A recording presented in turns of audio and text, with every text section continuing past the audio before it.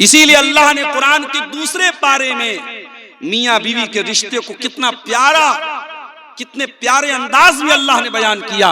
फरमाया हुन्ना लिबासुल लकुम व अंतुम लिबासुल लहुन्ना। ऐ पतियों तुम्हारी पत्नियां तुम्हारे लिए लिबास हैं, ऐ शौहरों तुम्हारी बीवियां तुम्हारे लिए लिबास हैं, ऐ बीवियों तुम्हारे शौहर तुम्हारे लिए लिबास है। अब्दुल गफ्फार साहब ब्लेजर पहन के क्यों आए हैं, सदरी क्यों पहनते हैं? उन्हें लगता है कि भाई हमारे ऊपर कुर्ता पैजामा और सदरी या कुर्ता पैजामा ब्लेजर ये लिबास हम पर जचता है, जमता है, अच्छा लगता है, हम इस कपड़े में ठीक ठाक नजर आते हैं, हम वो कपड़ा पहनते हैं। हमारा नौजवान बेचारा वो टी शर्ट क्यों पहनता है, वो जींस की पैंट क्यों पहनता है, कोई औरत वो साड़ी क्यों पहन रही है, वो जो है सलवार और कमीज क्यों पहन रही है? इंसान लिबास वो पहनता है जो लिबास उसको अच्छा लगता है, उसमें वो खूबसूरत नजर आता है। अल्लाह ने फरमाया हुन्ना लिबासुल लकुम व अंतुम लिबासुल लहुन्ना। मर्दों के लिए शौहर के लिए बीवी लिबास है और बीवी के लिए शौहर लिबास है।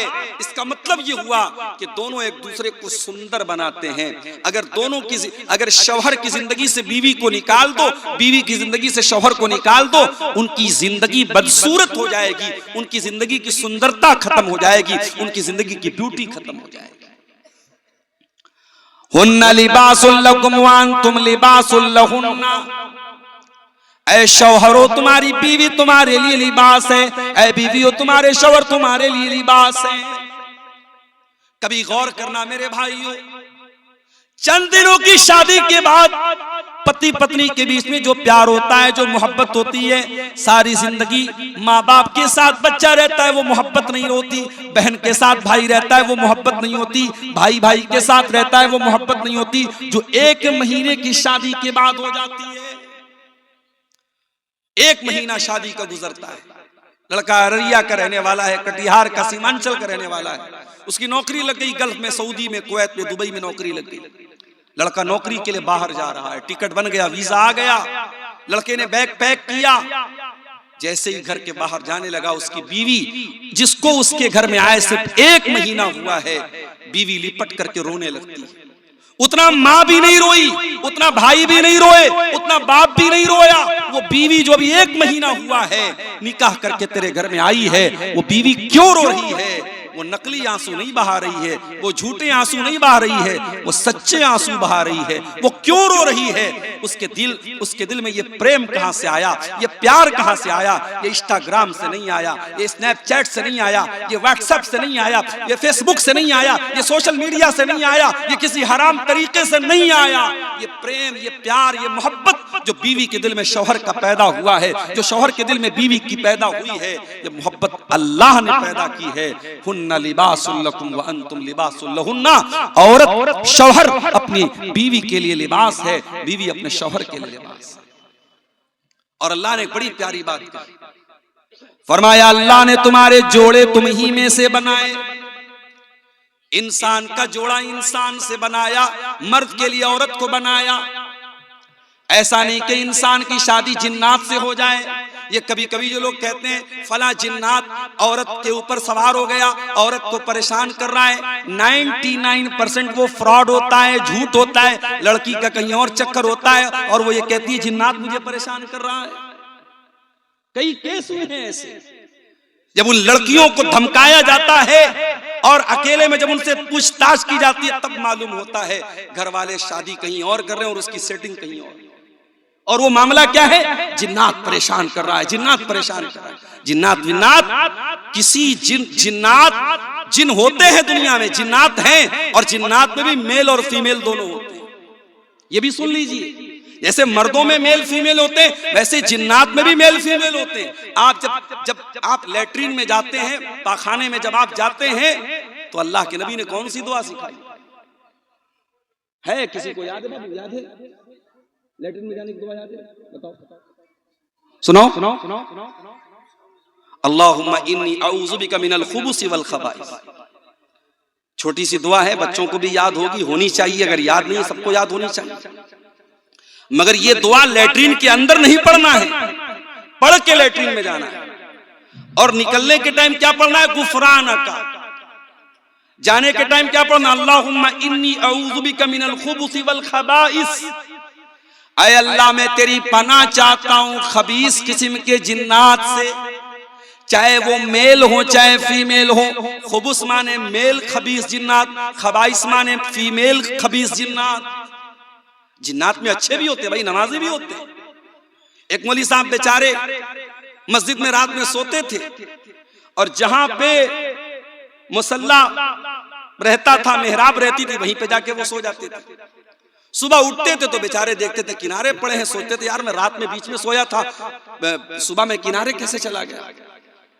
रोजाना होता क्या था कि जिन्नात रात में तहज्जुद पढ़ने आते थे और मौलवी साहब को उठा के किनारे कर देते थे।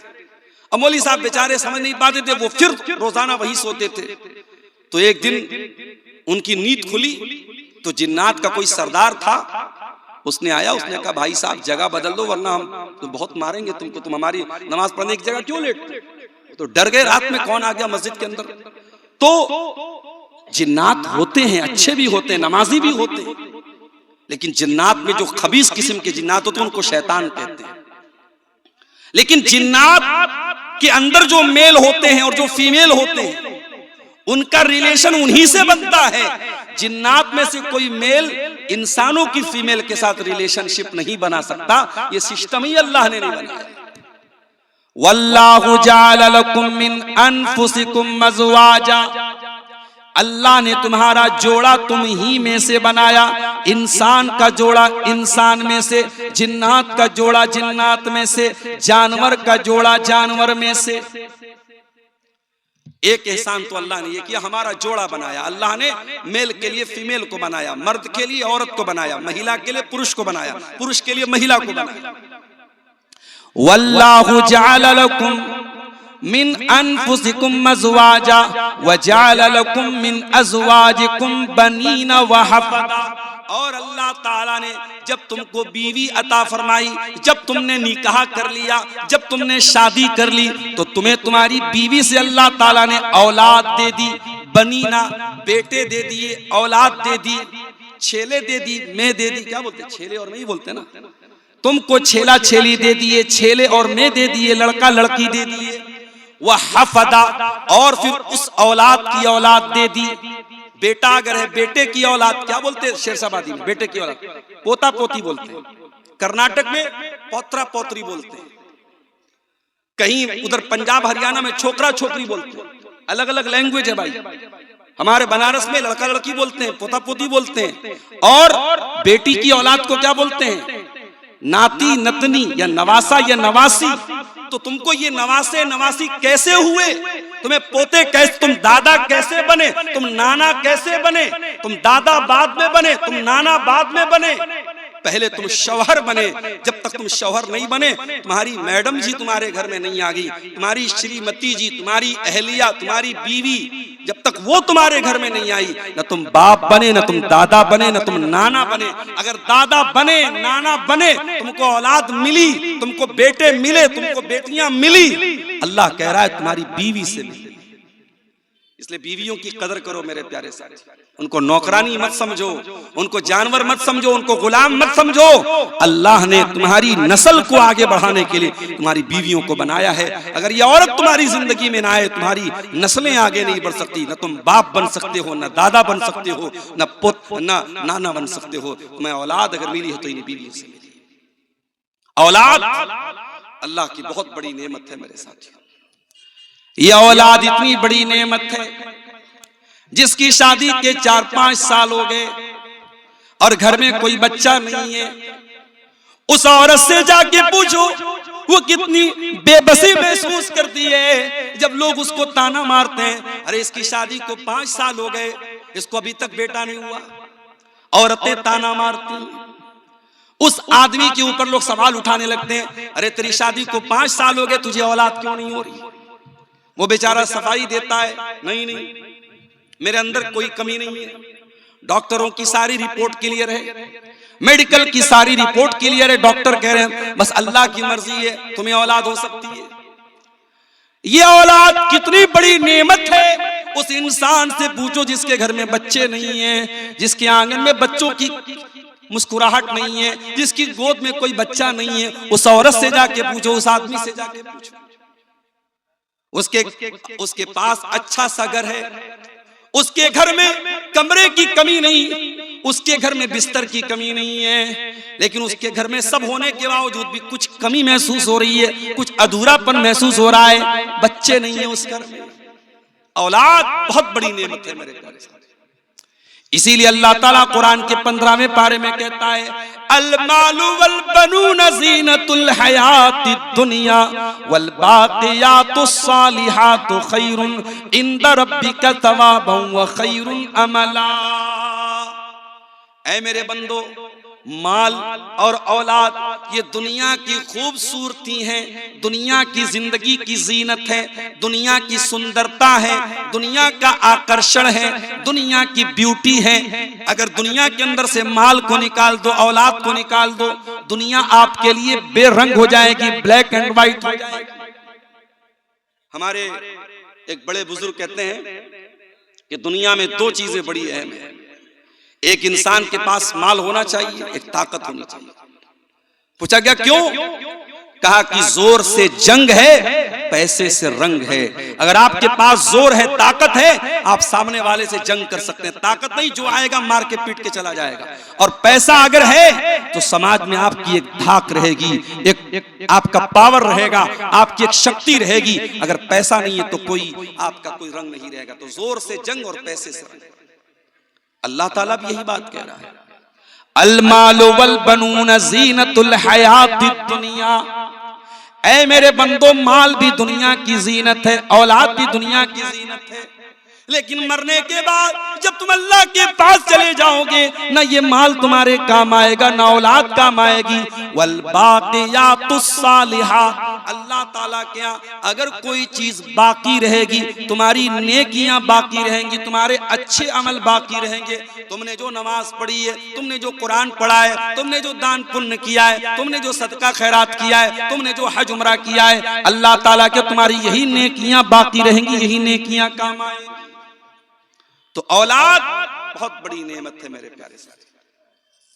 लेकिन हाँ, ये औलाद अगर आपको मिली है, दुनिया में करोड़ों लोगों को औलाद नहीं मिली। अगर आपके घर में औलाद है और आप बच्चों के बाप हैं, आपके घर में बेटी है, बेटा है, तो मेरी प्यारी माँ और बहनों, आप भी सुन लीजिए, और मेरे भाइयों आप भी सुन लीजिए। औलाद बहुत बड़ी नेमत भी है और बहुत बड़ी रिस्पॉन्सिबिलिटी भी है, बहुत बड़ा दायित्व भी है, बहुत बड़ा कर्तव्य भी है, बहुत बड़ी जिम्मेदारी भी है। अल्लाह के प्यारे नबी फरमाते हैं, बड़े गौर से सुनिएगा, कुल्लुकुम राइउन व कुल्लुकुम मसऊलुन अन रइयतिही। तुम में से हर इंसान जिम्मेदार है और उसकी जिम्मेदारी के बारे में कयामत के दिन सवाल किया जाएगा। फर्रजुल राइन अला अहली बैतिही, आदमी अपने घर वालों का जिम्मेदार है और घर वालों के बारे में उसको हिसाब देना पड़ेगा। वल मरातु राइयतुन अला बैति ज़ौजिहा, और औरत अपने घर की जिम्मेदार है, घर के अंदर क्या चल रहा है औरत से पूछा जाएगा। तू पांचों टाइम की नमाज पढ़ती थी, तेरी जवान बेटी रात में क्या करती थी? तेरी जवान बेटी के पास ये महंगा फोन कहां से आया? ये 2-2 हजार का पर्स कहां से आया? तेरी जवान बेटी घर से निकलती थी, सुबह आती थी, शाम को तूने कभी पलट के पूछा नहीं तू कहां गई थी? पूछा जाएगा औरत से, पूछा जाएगा बाप से, पूछा जाएगा मां से। अगर मां बनी हो, अगर बाप बने हो, तो आंखें बंद करके न बैठो मेरे भाइयों, जिम्मेदार मां बाप बनो। अल्लाह ताला ने बहुत बड़ी जिम्मेदारी आपके कंधे पर डाली। लोग हदीस सुनाते हैं, माँ के पैरों के नीचे जन्नत है, बाप जन्नत का दरवाजा है। वो हदीस है, बिल्कुल सही हदीस है, मैं मानता हूं, मगर एक और हदीस आपको सुनाता हूं, सुन लीजिए। माँ के पैरों के नीचे जन्नत है, बाप जन्नत का दरवाजा है, मगर ये हदीस भी कान खोल के सुन लेना। अल्लाह के प्यारे नबी फरमाते हैं, सही मुस्लिम की रिवायत है, मा मिन अब्दिन यस्तरईहिल्लाहु रईयतन सुम्मा यमूतु यौमा यमूतु व हुवा गाशुन लिरईयतिही इल्ला हर्रमल्लाहु अलैहिल जन्नह। जो इंसान उसके कंधे पर अल्लाह ताला कोई जिम्मेदारी डाल दे, उसको गार्जियन बना दे, उसको बाप बना दे, उसको माँ बना दे, उसको छेला दे दे, उसको मैं दे दे, वो बेटी का बाप बन जाए, वो बेटे का बाप बन जाए, ये जिम्मेदारी अल्लाह ताला उसके कंधे पे डाल दे और फिर वो मर जाए इस हाल में कि अपने दायित्व का निर्वहन नहीं कर रहा था, अपनी रिस्पॉन्सिबिलिटी को पूरा नहीं कर रहा था, अपनी जिम्मेदारी को अदा नहीं कर रहा था, बाप होने का फर्ज नहीं निभा रहा था, माँ होने का फर्ज नहीं निभा रही थी, क्या होगा उसका? हर्रमल्लाहु अलैहिल जन्ना, उस माँ के ऊपर, उस बाप के ऊपर जन्नत हराम है, हराम है, हराम है। अल्लाह, जन्नत हराम है। आप कहते हैं माँ के पैरों के नीचे जन्नत है, आप कहते हैं बाप जन्नत का दरवाजा है। अल्लाह के नबी कहते हैं अगर बाप ने बाप होने का हक अदा नहीं किया, अगर माँ ने माँ होने का हक अदा नहीं किया, तो उस माँ के लिए जन्नत हराम है, उस बाप के लिए जन्नत हराम है। मेरे प्यारे साथी, आज मसला क्या है? आज सबके पास मोबाइल है, घर में बच्चों के पास भी मोबाइल, माँ के पास भी मोबाइल, बाप के पास भी मोबाइल है। आज के बच्चों को माँ बाप मोबाइल के जरिए उनकी परवरिश कर रहे हैं। बच्चा खाना नहीं खा रहा है, माँ ने मोबाइल थमा दिया, बच्चा रो रहा है, माँ ने मोबाइल थमा दिया। 3 साल से लेकर के 80 साल तक के आदमी के, इंसान के हाथ में मोबाइल है। आज बाप के पास बच्चों के तरबियत के लिए टाइम नहीं, आज माँ के पास बच्चों की तरबियत के लिए टाइम नहीं है। अरबी का एक शायर कहता है, लैसल यतीमु मन इंतहा अबवाहु मिन हम्मिल हयाती व खल्लफाहु जलीला। यतीम वो नहीं है जिसके माँ बाप उसे छोड़ के चले जाएं, अनाथ वो नहीं है, अनाथ वो नहीं है, यतीम वो नहीं है जिसके माँ बाप उसको छोड़ के चले जाएं। इन्नल यतीम हुवल्लज़ी तल्का लहू उम्मन तकल्लत औ अबम मशगूला। अरे यतीम तो वो है जिसकी माँ के पास उसके लिए समय न हो, जिसके बाप के पास उसके लिए टाइम न हो। हजरत लुकमान का नाम सुना है आपने?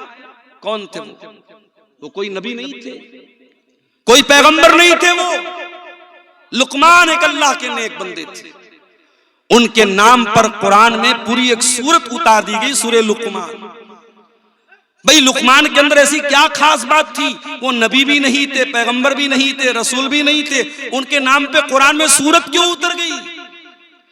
अल्लाह कहता है वलक़द आतैना लुकमानल हिकमा, हमने लुकमान को बड़ा बुद्धिमान बनाया था, बड़ा हमने उनको अक्लमंद बनाया था, बहुत हिकमत वाला बनाया था, बहुत उनके अंदर विजडम थी, हिकमत थी, उनके अंदर बड़ी समझदारी थी। आय अल्लाह, हमें कैसे पता चलेगा कि लुकमान बड़े हिकमत वाले थे? हमें कैसे पता चलेगा लुकमान बहुत बुद्धिमान थे? हमें कैसे मालूम होगा लुकमान बहुत जीनियस थे? अल्लाह ने फरमाया, आओ मैं बताता हूँ, व इज़ क़ाला लुक़मानु लिब्निही व हुवा यइज़ुहु या बुनय्या ला तुशरिक बिल्लाह इन्नश्शिर्क लज़ुल्मुन अज़ीम। लुकमान समझदार थे, जीनियस थे, बुद्धिमान थे। क्यों? क्योंकि लुकमान अपने बच्चे को नसीहत करते हैं, अपने बच्चे की तरबियत करते हैं, अपने बच्चे को प्यार से समझाते हैं और कहते हैं, ऐ मेरे बच्चे, अल्लाह के साथ कभी शिर्क मत करना, अल्लाह के साथ कभी शिर्क मत करना। इस दुनिया का सबसे बड़ा पाप क्या है? शिर्क। आजकल बड़ी इस पर चर्चा हो रही है, मुसलमान वंदे मातरम क्यों नहीं गाता, मुसलमान वंदे मातरम क्यों नहीं गाता। हम तुम्हें अपना दिल चीर के नहीं दिखाएंगे कि हमारे दिल में भारत का प्रेम कितना है। इस देश की धरती को हमारे उलमा ने, हमारे पुरखों ने, हमारे बाप दादा ने अपने खून को कुर्बान करके इस देश को अंग्रेजों के चंगुल से आजाद किया है। हमें तुम्हें कोई सर्टिफिकेट देने की जरूरत नहीं है। जिन्होंने देश के साथ गद्दारियां की हैं, इनका इतिहास रहा है अंग्रेजों का नमक खाने का, वो आज हमसे सर्टिफिकेट मांगते हैं कि साहब तुम देश के अगर वफादार हो तो वंदे मातरम बोलो। कान खोल के सुनो, मुसलमान इस देश का वफादार था और है और रहेगा, और जो इस देश के साथ गद्दारी करता है वो न भारत का कहलाने के लायक है, न मुसलमान कहलाने का। मुसलमान का इतिहास वफादारी से भरा हुआ है। लेकिन हाँ, मुसलमान हर कंकर को, हर पत्थर को, हर पानी को, हर पहाड़ को रब मानने वाला नहीं है। मुसलमान एक रब को मानता है। मुसलमान नमाज पढ़ता है, 5 टाइम की नमाज में 17 बार वो अल्लाह के सामने ये कमिटमेंट करता है, ये इकरार करता है, इय्याका नअबुदु व इय्याका नस्तईन। ऐ अल्लाह, हम उपासना करते हैं तो तेरी करते हैं, हम पूजा करते हैं तो तेरी करते हैं, हम मुश्किल कुशा मानते हैं तो तुझको मानते हैं, हम संकट मोचक मानते हैं तो तुझको मानते हैं, हम बीमारी से शिफा देने वाला मानते हैं तो तुझे मानते हैं, हम औलाद देने वाला मानते हैं तो तुझे मानते हैं। इय्याका नअबुदु व इय्याका नस्तईन। ऐ अल्लाह, हम मदद मांगते तो तुझसे मांगते हैं, हमें देने वाला तू है, हमारी पूजा और इबादत के लायक तू है। वंदे मातरम का मतलब ये होता है, भारत की माता मैं तेरी वंदना करता हूं, मैं तेरी इबादत करता हूं। मुसलमान भारत की इबादत नहीं करता है। मुसलमान का अकीदा क्या है? मैं तेरी मोहब्बत में गिरफ्तार हूं, लेकिन मैं तेरी मोहब्बत में गिरफ्तार हूं, लेकिन मैं तुझको खुदा समझूं ये इम्कान नहीं है। ऐ भारत की सरजमीन, हम तुझसे बहुत प्रेम करते हैं, बहुत प्यार करते हैं। मैं तुझसे प्रेम तो करता हूं, मैं तुझसे प्यार तो करता हूं, लेकिन ऐ भारत, मैं तुझको अपना रब मान लूं, मैं तुझको अपना खुदा मान लूं, ये नहीं हो सकता। मैं ला इलाहा इल्लल्लाह का कलमा पढ़ने वाला हूं, मैं एक अल्लाह के सिवा किसी और को अपना रब नहीं मान सकता, किसी और को अपना खुदा नहीं मान सकता। ये है इस्लाम। और मेरे प्यारे साथियों, यही तौहीद की शिक्षा और यही तौहीद की तालीम आपको अपने बच्चों को देना है। हजरत लुकमान अपने बच्चे को नसीहत कर रहे हैं, समझा रहे हैं और कहते हैं, ऐ मेरे बच्चे, अल्लाह के साथ कभी शिर्क मत करना। दुनिया का सबसे बड़ा पाप ये कि तू अल्लाह के साथ शिर्क करे। आज इतने बड़े बड़े जलसे हो रहे हैं, आज इतनी लंबी लंबी तकरीरें हो रही हैं, लेकिन आपके सीमांचल के बहुत सारे मुसलमान लड़के और लड़कियों को यह भी नहीं पता तौहीद किसको कहते हैं, शिर्क किसको कहते हैं। ना जानकारी में बहुत सारे ऐसे काम भी आज हमारे समाज में हो रहे हैं जो नहीं होने चाहिए। इसी अररिया की सरजमीन पर मुझे लोगों ने बताया इज्तिमा हो रहा है। कैसा इज्तिमा हो रहा है? तबलीगी जमात के लोगों का इज्तिमा हो रहा है। क्या हो रहा है उसके अंदर? कभी आप गौर कीजिएगा, उस तबलीगी जमात के इज्तिमा में कभी तौहीद पर बात नहीं होगी, कभी अकीदे पर बात नहीं होगी, कभी शिर्क को शिर्क नहीं कहा जाएगा, कभी बिदअत को बिदअत नहीं कहा जाएगा। उसमें सिर्फ मीठी मीठी बातें बताई जाएंगी। नमाज पढ़ो, छोटों से प्यार करो, बड़ों का एहतराम करो, सच बोलो, वादा खिलाफी मत करो। मीठी मीठी बातें बताई जाएंगी, कड़वी बात कोई नहीं बताई जाएगी। माफ करना मेरे प्यारे साथियों, इस्लाम सिर्फ मीठी मीठी बातों का नाम नहीं है। इस्लाम में कड़वे प्याले भी आपको पीने पड़ेंगे।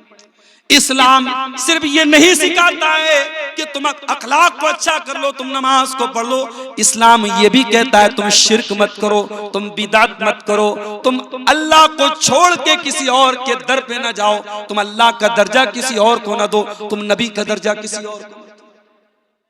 और तबलीगी जमात के इज्तिमा में बहुत सारे ऐसे अज़कार भी बताए जाते हैं जो बिदअत पर मुश्तमिल होते हैं, गलत होते हैं, फर्जी होते हैं, और उनको अवाम में फैलाया जाता है, प्रमोट किया जाता है। और अफसोस की बात है कि आपकी शेरशाबादी बरादरी में और आपकी अहले हदीस जमात में इस तरीके के तबलीगी इज्तिमा को प्रमोट किया जाए और अहले हदीस अफराद वहां पर बुलाए जाएं, ये बिल्कुल भी मुनासिब नहीं है। हम किसी के साथ कोई तासुब नहीं रखते, मगर हाँ मेरे प्यारे साथियों, हम जिस मनहज पर हैं, इस अकीदे पर हैं, हम किताब और सुन्नत के जिस प्लेटफॉर्म पर हैं, उसका तकाजा यही है कि जहां से बिदअत को प्रमोट किया जाए, जहां से गलत चीजों को प्रमोट किया जाए, हम ऐसी तमाम चीजों का बाइकॉट करते हैं। और इसलिए ऐसे इज्तिमा की हम अपनी मस्जिदों में अगर इजाजत दे रहे हैं, अपने मदरसों में अगर हम इजाजत दे रहे हैं और अपने नौजवानों को उस तरीके के इज्तिमात में हम भेज रहे हैं, तो ये बिल्कुल भी मुनासिब नहीं है। हमें और आपको इससे सचेत रहना चाहिए।